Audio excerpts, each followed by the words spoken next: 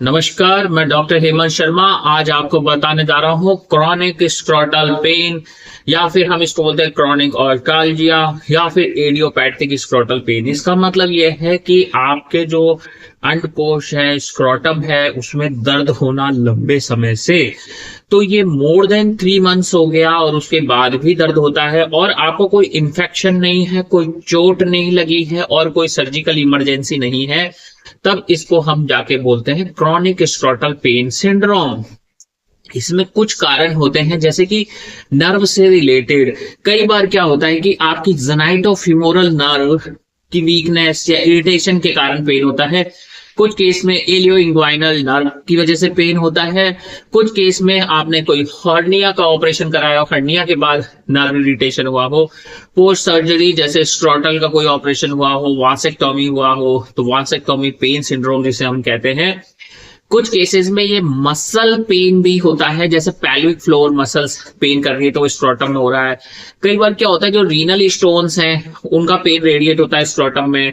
कुछ केस में lumbar spine में चोट लगा या कुछ डिफॉर्मिटी है, ट्यूमर है, उसकी वजह से आपको स्क्रोटम में पेन जा रहा हो। कई बार पोस्ट इन्फेक्शियस भी होता है, जैसे कि आपको एपिडिडाइमो ऑर्काइटिस था, वो हील हो गया, ठीक हो गया, उसके बाद दर्द रह रहा है। कुछ केस में साइकोसोमेटिक हम बोलते हैं, जैसे घबराहट, बेचैनी, स्ट्रेस, डिप्रेशन से भी स्क्रोटल पेन फील होता है। तो ये सारे कारण थे। अब आपको सिम्टम क्या आ सकते हैं स्क्रोटल पेन में? जैसे कैसा दर्द हो सकता है? डल पेन हो सकता है, एचिंग हो सकता है, बर्निंग, जब पुलिंग पेन हो सकता है और पेन बढ़ता है। जैसे आप लंबे समय तक बैठ रह गए तो स्क्रोटम का पेन बढ़ गया आपका, ठीक है। सेक्सुअल एक्टिविटी के दौरान आपका पेन बढ़ गया, आपने कोई फिजिकल एक्सर्शन किया तो दर्द हो गया। इसमें कोई बुखार नहीं आता है, आपका सोनोग्राफी, आपका लैब टेस्ट नॉर्मल रहता है, आप कोई भी टेस्ट कराइए सब नॉर्मल आती है। अब इसमें डायग्नोसिस ऑफ एक्सक्लूजन होता है कि हमें कौन सी चीजें एक्सक्लूड करनी है। जब जैसे कि रूल आउट करना, कोई टॉर्जन तो नहीं है, कोई इन्फेक्शन तो नहीं है, कोई ट्यूमर तो नहीं है, कोई हाइड्रोसिल वेरिकोसिल तो नहीं है, आपको ये सब रोल आउट हो जाएगा।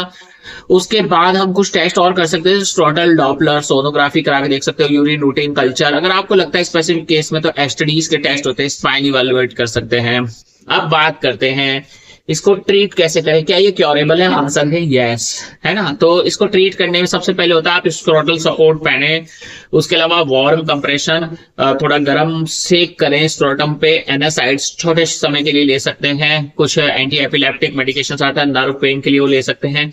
मसल रिलैक्सेंट्स ले सकते हैं। कीजल्स एक्सरसाइज इंपॉर्टेंट रोल प्ले करेगी, पेल्विक फ्लोर मसल एक्सरसाइज। साथ में आपको न्यूट्रिशन अच्छा रोल प्ले करेगा, क्योंकि न्यूट्रिशन डेफिशिएंट है, विटामिन डेफिशिएंट है, प्रोटीन डेफिशिएंट है, मिनरल डेफिशिएंट है, तो नर्व वीक रहेगा, वहां पे इरिटेशन होगा, पेन होगा।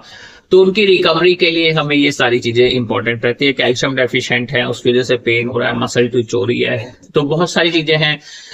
हार्मोन डेफिशिएंट है तो हार्मोन करेक्ट करना होगा, तो उसी से आपकी बॉडी की रिकवरी होगी और ये स्क्रोटल पेन करेक्ट होगा। अगर आपको भी ऐसा स्क्रोटल पेन सिंड्रोम है तो व्हाट्सएप नंबर मेरा इस वीडियो के डिस्क्रिप्शन में है, आप वहां पे जाएं, मैसेज करें, अपना अपॉइंटमेंट बुक करें।